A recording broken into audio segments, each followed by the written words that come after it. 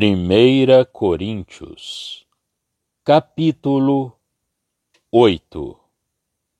Ora, no tocante às coisas sacrificadas aos ídolos, sabemos que todos temos ciência. A ciência incha, mas o amor edifica. E se alguém cuida saber alguma coisa, ainda não sabe como convém saber. Mas, se alguém ama a Deus, esse é conhecido dele. Assim que, quanto ao comer das coisas sacrificadas aos ídolos, sabemos que o ídolo nada é no mundo e que não há outro Deus, senão um só. Porque, ainda que haja também alguns que se chamem deuses, quer no céu, quer na terra, como há muitos deuses e muitos senhores, todavia para nós há um só Deus, o Pai, de quem é tudo e em quem estamos, e um só Senhor, Jesus Cristo, pelo qual são todas as coisas, e nós por ele. Mas nem em todos há conhecimento, porque alguns até agora comem, no seu costume para com o ídolo, coisas sacrificadas ao ídolo, e a sua consciência, sendo fraca, fica contaminada. Ora, a comida não nos faz agradáveis a Deus, porque, se comemos, nada temos demais, e se não comemos, nada nos falta. Mas vede que essa liberdade não seja de alguma maneira escândalo para os fracos. Porque, se alguém te vir a ti, que tem ciência, sentado à mesa no templo dos ídolos, não será a consciência do que é fraco induzida a comer das coisas sacrificadas aos ídolos? E pela tua ciência perecerá o irmão fraco, pelo qual Cristo morreu. Ora, pecando assim contra os irmãos, e ferindo a sua fraca consciência, pecais contra Cristo. Por isso, se a comida escandalizar a meu irmão, nunca mais comerei carne, para que meu irmão não se escandalize. Capítulo 9. Não sou eu apóstolo? Não sou livre? Não vi eu a Jesus Cristo, Senhor nosso? Não sois vós a minha obra no Senhor? Se eu não sou apóstolo para os outros, ao menos o sou para vós, porque vós sois o selo do meu apostolado no Senhor. Esta é minha defesa para com os que me condenam. Não temos nós direito de comer e beber? Não temos nós direito de levar conosco uma esposa crente, como também os demais apóstolos e os irmãos do Senhor e Cefas? Ou só eu e Barnabé não temos direito de deixar de trabalhar? Quem jamais milita à sua própria custa? Quem planta a vinha e não come do seu fruto? Ou quem apacenta o gado e não se alimenta do leite do gado? Digo eu isto segundo os homens? Ou não diz a lei também o mesmo?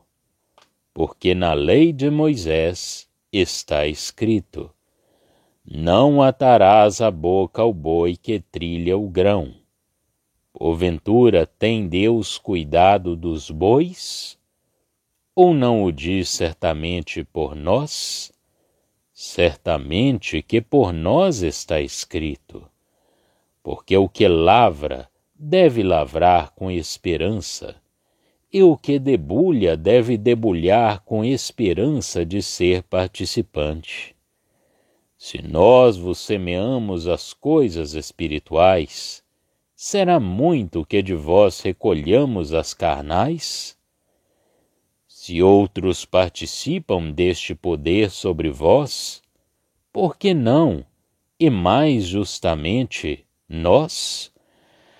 Mas nós não usamos deste direito. Antes suportamos tudo, para não pormos impedimento algum ao Evangelho de Cristo.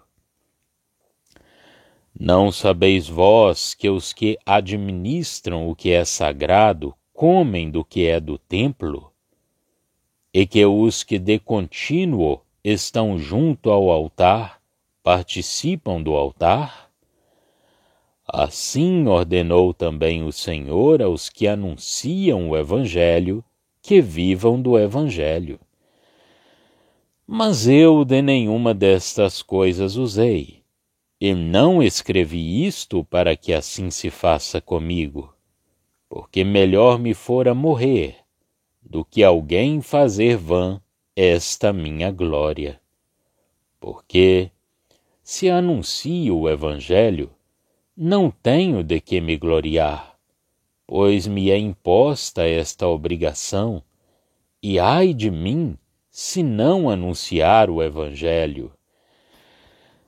E por isso, se eu faço de boa mente, terei prêmio, mas se de má vontade, apenas uma dispensação me é confiada. Logo, que prêmio tenho? Que evangelizando, proponha de graça o Evangelho de Cristo para não abusar do meu poder no Evangelho. Porque, sendo livre para com todos, fiz-me servo de todos para ganhar ainda mais. E fiz-me como judeu para os judeus, para ganhar os judeus. Para os que estão debaixo da lei, como se estivesse debaixo da lei, para ganhar os que estão debaixo da lei. Para os que estão sem lei, como se estivesse sem lei, não estando sem lei para com Deus, mas debaixo da lei de Cristo, para ganhar os que estão sem lei. Fiz-me como fraco para os fracos, para ganhar os fracos. Fiz-me tudo para todos, para por todos os meios chegar a salvar alguns. E eu faço isto por causa do Evangelho, para ser também participante dele. Não sabeis vós que os que correm no estádio, todos, na verdade, correm, mas um só leva o prêmio? Correi de tal maneira que o alcanceis. E todo aquele que luta, de tudo se abstém. Eles o fazem para alcançar uma coroa corruptível, nós, porém, uma incorruptível. Pois eu assim corro, não como a coisa incerta, assim combato, não como batendo no ar. Antes, subjugo o meu corpo, eu o reduzo à servidão, para que, pregando aos outros, eu mesmo não venha de alguma maneira a ficar reprovado. Capítulo 10. Ora, irmãos, não quero que ignoreis que nossos pais estiveram todos debaixo da nuvem, e todos passaram pelo mar, e todos foram batizados em Moisés, na nuvem e no mar, e todos comeram de uma mesma comida espiritual, e beberam todos de uma mesma bebida espiritual, porque bebiam da pedra espiritual que os seguia, e a pedra era Cristo. Mas Deus não se agradou da maior parte deles, por isso foram prostrados no deserto. E estas coisas foram-nos feitas em figura, para que não cobicemos as coisas más, como eles cobiçaram. Não vos façais, pois, idólatras, como alguns deles, conforme está escrito: o povo assentou-se a comer e a beber, e levantou-se para folgar. E não nos prostituamos, como alguns deles fizeram, e caíram num dia 23.000. E não tentemos a Cristo, como alguns deles também tentaram, e pereceram pelas serpentes. E não murmureis, como também alguns deles murmuraram, e pereceram pelo destruidor.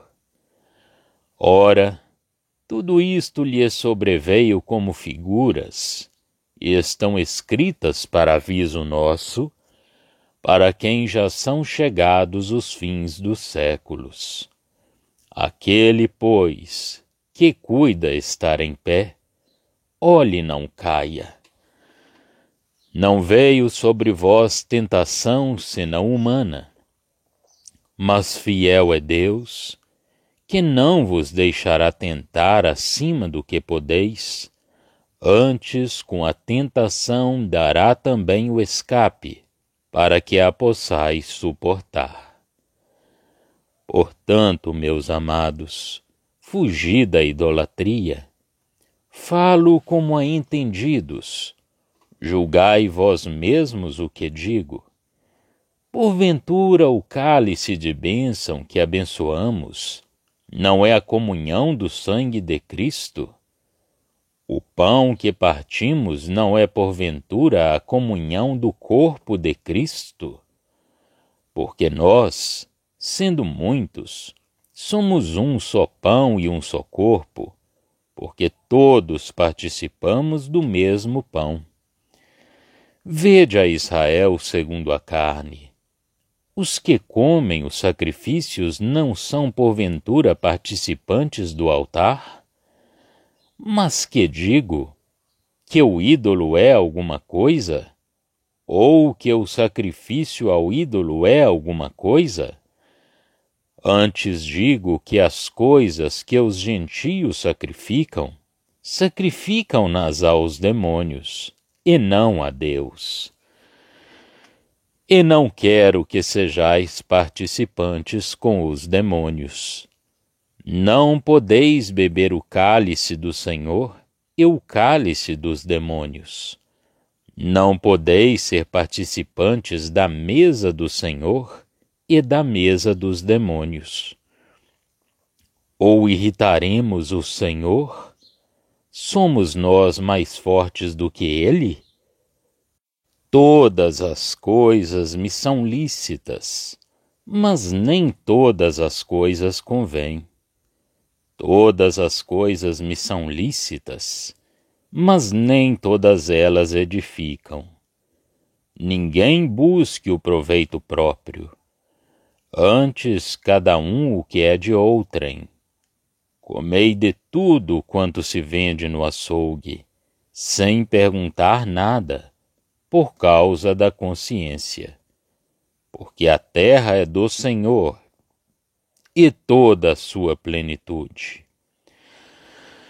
E se algum dos infiéis vos convidar, e quiserdes ir, comei de tudo o que se puser diante de vós, sem nada perguntar, por causa da consciência.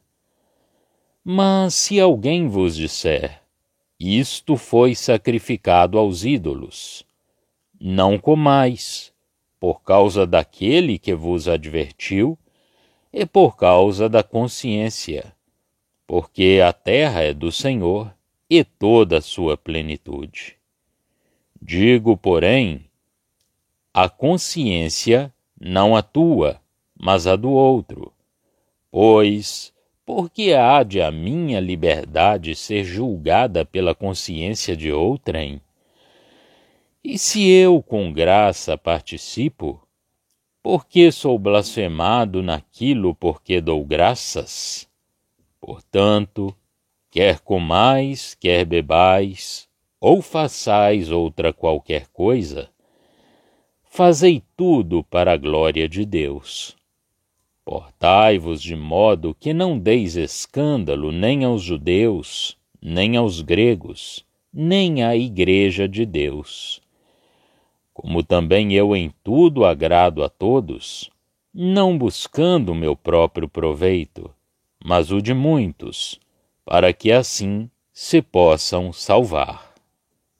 1 Coríntios, capítulos 8 a 10. Neste capítulo, o apóstolo ocupa-se da questão das coisas oferecidas aos ídolos, e este tema proporciona-lhe a ocasião de dizer algumas palavras acerca do valor do conhecimento.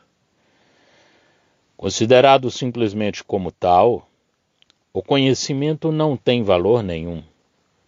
Quando pensamos nele como sendo algo que nós próprios possuímos, não faz senão ensoberbecer-nos, é algo que existe em mim, é o mau conhecimento. O verdadeiro conhecimento cristão descobre, por intermédio daquilo que é revelado, qualquer coisa em Deus. Deus, melhor conhecido, cresce para a alma. A coisa conhecida é algo nele, e não um conhecimento em mim, de que eu me orgulhava. Aquele que ama a Deus é conhecido por ele. Quanto à questão dos alimentos, é o amor que a decide. O simples fato de ela ter sido suscitada tornava evidente que nem todas as consciências estavam devidamente esclarecidas pela inteligência espiritual. Sem dúvida alguma, o ídolo nada é. Há um só Deus, o Pai, e um só Senhor, Jesus Cristo. Mas se aquele que é forte se assenta num templo de ídolos, para ali comer, um outro, sendo não esclarecido, será encorajado a fazer o mesmo, e a sua consciência será infiel e contaminada. Deste modo, conduzo ao pecado, e tanto quanto isso depender de mim, faço perecer um irmão pelo qual Cristo morreu, e eu peco contra o próprio Cristo. Portanto, se a carne for um meio de fazermos tropeçar um irmão, não a comamos. Vale mais não a comer do que essa comida servir de laço para ele. O apóstolo trata aqui do tema dos sacrifícios oferecidos aos ídolos como de uma questão levantada entre irmão e irmão, pelo que diz respeito ao estado de consciência de cada um. Ele quer manter, em toda a sua força, a verdade que, efetivamente, um ídolo não é senão um pedaço de madeira, de pedra, de gesso ou de metal. E é muito importante colocar a questão nesse campo. Os profetas tinham já falado dos ídolos sob o mesmo ponto de vista, mas não era ainda toda a verdade a respeito dos falsos deuses dos pagãos. Havia que explicar a ação de Satanás e dos maus espíritos. É o que o apóstolo faz mais tarde. Podemos notar, de passagem, a expressão que encontramos no verso 6. Para nós há um só Deus, o Pai, e um só Senhor, Jesus Cristo. O apóstolo não trata aqui de questões abstratas acerca da divindade do Senhor, mas fala das relações dos homens com algo que estava acima deles e que, com eles, mantinha certas conexões. Os pagãos tinham vários deuses e vários senhores, isto é, vários seres intermediários. Mas não era assim com os cristãos. Para estes há o Pai no absoluto da divindade, e Cristo, que é feito homem, tornou para conosco o lugar e a relação de Senhor. É a posição e não a natureza que está aqui em questão, mas o mesmo se dá no capítulo 12, versos 4, 5 e 6, onde a palavra faz sobressair o contraste existente entre o único Espírito de Deus e o número de espíritos que os pagãos conhecem. Entre a sua multidão de deuses e de senhores, é o único Deus e o único Senhor que os cristãos reconhecem. Todavia, ninguém estava, de fato, livre da influência dos falsos deuses sobre a sua imaginação. Eles ainda representavam algo para certos cristãos, talvez mesmo contra a vontade destes. Tinham consciência dos ídolos, e então, se comiam do que tinha sido oferecido a esses ídolos, a carne já não era, para eles, algo que tivesse simplesmente sido dado por Deus para alimento do homem. A ideia da existência de um ser real e poderoso tinha lugar no seu coração, ou pelo menos na sua imaginação, e por isso a sua consciência estava maculada. Ora, não se era melhor aos olhos de Deus por se ter comido, e por outro lado, comendo, tinha-se posto uma pedra de tropeço diante do nosso irmão. E tanto quanto isto concernia o ato daquele que estava já esclarecido acerca do nada que era o ídolo, ele tinha se conduzido à sua própria ruína, contaminando a sua consciência e afastando-se de Deus por uma infidelidade. Era pecar contra Cristo, que também morrera por essa preciosa alma.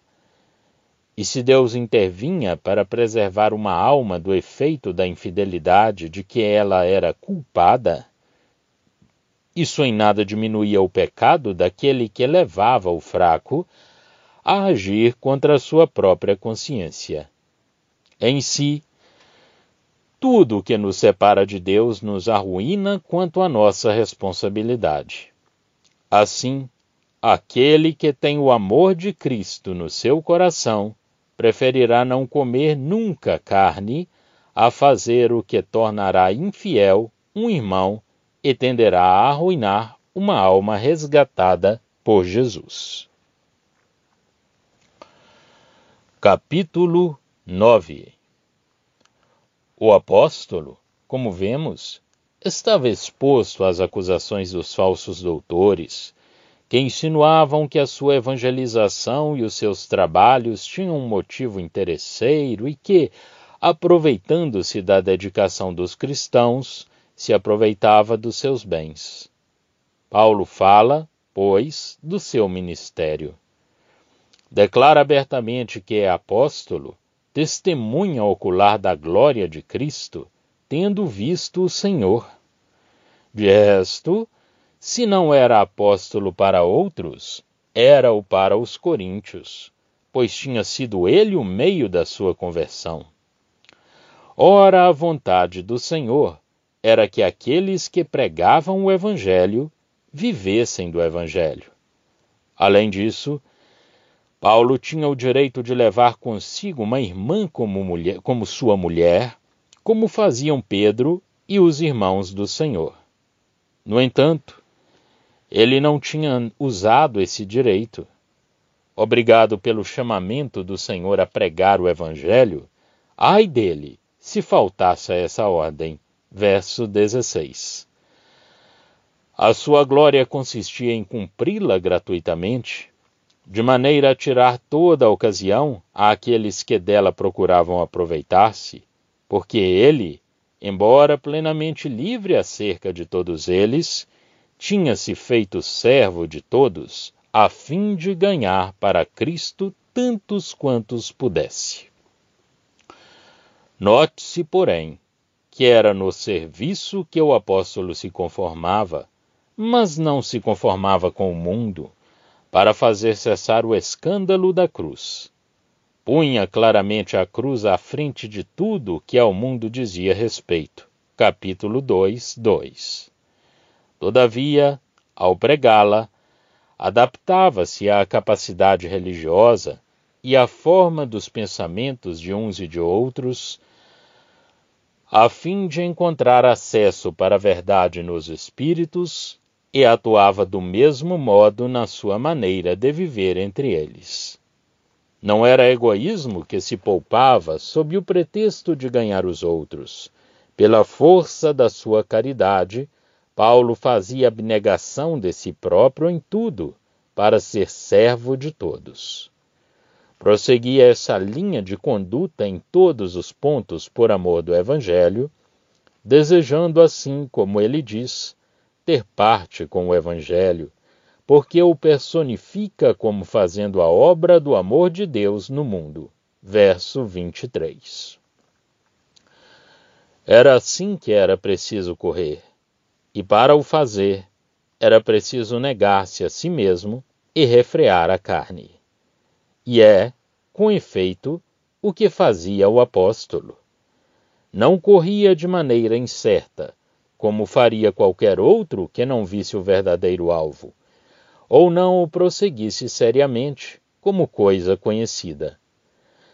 Paulo sabia bem que prosseguia, e prosseguia-o realmente, evidentemente, e da maneira que convinha à natureza do alvo que ele procurava atingir. Cada um poderia ajuizar disso pelo seu comportamento. Paulo não se divertia como um homem que bate no ar, fácil proeza. Procurando o que era santo e glorioso, ele sabia quais as dificuldades que tinha de superar num combate pessoal contra o mal, que procurava impedi-lo de vencer. Qual vigoroso atleta, ele recorria aos extremos e subjugava o seu próprio corpo, que o teria entravado na sua luta. Havia realidade na sua procura do céu. Não queria tolerar nada do que a tal se opusesse. Pregar aos outros não era tudo, porque isso podia ele muito bem fazer, e quanto a si próprio, trabalhar em vão. Podia perder tudo e, finalmente, ser ele próprio rejeitado como obreiro, se não também pessoalmente, como cristão. Em primeiro lugar, Paulo era cristão, e só depois pregador. E era bom pregador porque era, acima de tudo, bom cristão.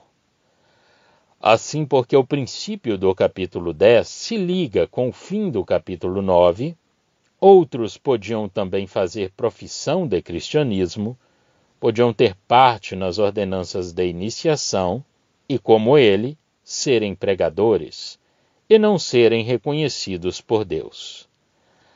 A advertência que Paulo faz aqui aos coríntios é um testemunho do estado, ao qual, pelo menos em parte, a Igreja de Deus estava já reduzida. A advertência sempre útil, mas que supõe que aqueles que têm o nome de cristãos e que têm participado nas ordenanças da Igreja já não inspiram essa confiança que os fazia serem recebidos, sem qualquer objeção por verdadeiras ovelhas do Senhor. A passagem distingue claramente entre o fato de terem participado nas ordenanças cristãs e a posse da salvação. Essa distinção é sempre verdadeira, mas não é necessário fazê-la quando a vida cristã brilha naqueles que têm parte aos privilégios exteriores da Igreja.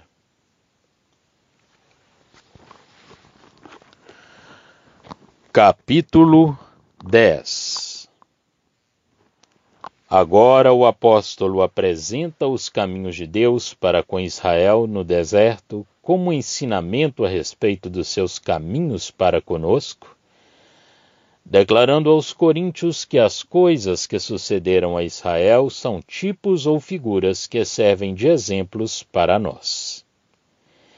Isso constitui um princípio importante que se deve aprender claramente, para dele aproveitarmos. Mas não é Israel a figura, e sim o que sucedeu a Israel, os caminhos de Deus para com ele. As coisas sucederam a Israel. Foram escritas para nossa instrução, para nós, que nos encontramos no fim das dispensações de Deus. O que se seguirá será o julgamento final, quando esses exemplos já não servirem para a vida de fé. Em seguida são postos 2 princípios que têm também uma grande importância prática. Em primeiro lugar, é preciso que aquele que cuida estar de pé tenha cuidado, não caia. Verso 12. Eis aqui a nossa responsabilidade. Depois, e por outro lado, Deus é fiel. Não permite que sejamos tentados além das nossas forças e provê um meio de escaparmos à tentação, a fim de não tropeçarmos. Depois, em relação com a idolatria, o apóstolo determina que tenham este santo temor que evita o que arrasta ao mal, a ocasião de queda. Verso 14. Põe em primeiro lugar este importante princípio: a associação e comunhão por meio da mesa em que participamos daquilo que nela está colocado. Nós, cristãos, sendo muitos, somos contudo um só pão e um só corpo. No que concerne à participação do mesmo pão na ceia, versos 16 a 17. Aqui o apóstolo chega ao círculo interior, ao corpo de Cristo, à verdadeira igreja de Deus, na qual os que compõem estão unidos num todo pelo Espírito Santo. União de que a ceia é a expressão. Os que em Israel comiam dos sacrifícios, participavam do altar, eram identificados com ele. Do mesmo modo, aqueles que comiam do que era sacrificado aos ídolos, eram identificados com o ídolo a que aquilo era oferecido. Quereria o apóstolo dizer com isto que o ídolo era alguma coisa? De modo nenhum.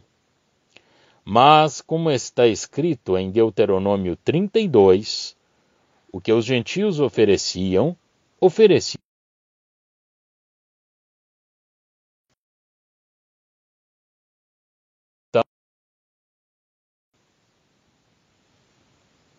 lugar à mesa dos demônios, a mesa de que os adoradores dos ídolos participavam era a mesa dos demônios.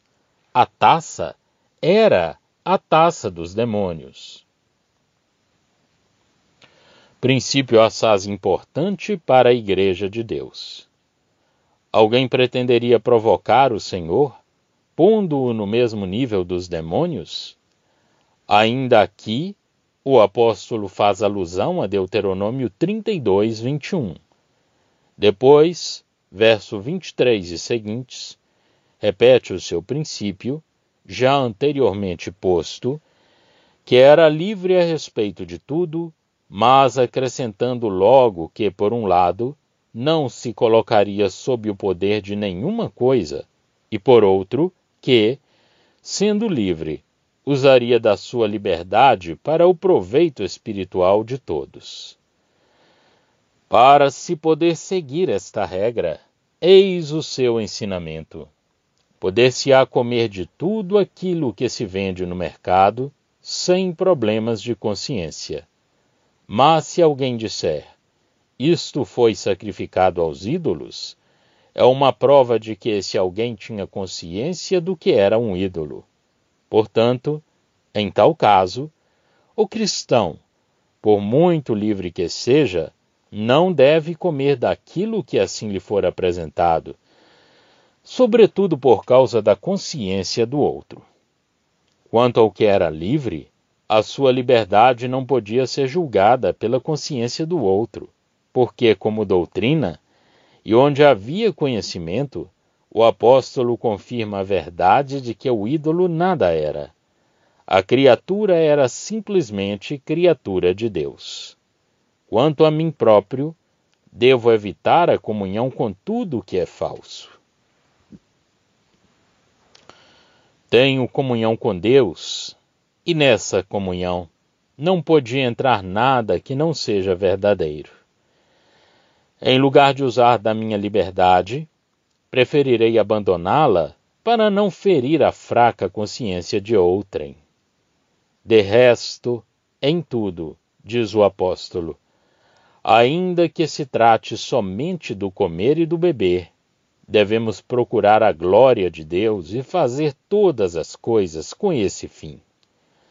Não se deve usar da nossa liberdade para escandalizar, seja o judeu, seja o grego, seja a Igreja de Deus, seguindo nisso o exemplo do apóstolo que, fazendo abnegação de si próprio, procurava agradar a todos, para a edificação deles.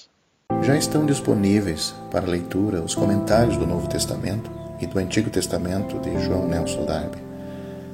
Estão nos formatos de livro, e-book, também aplicativo para o celular Android. Visite o nosso site www.palavrasdoevangelho.com.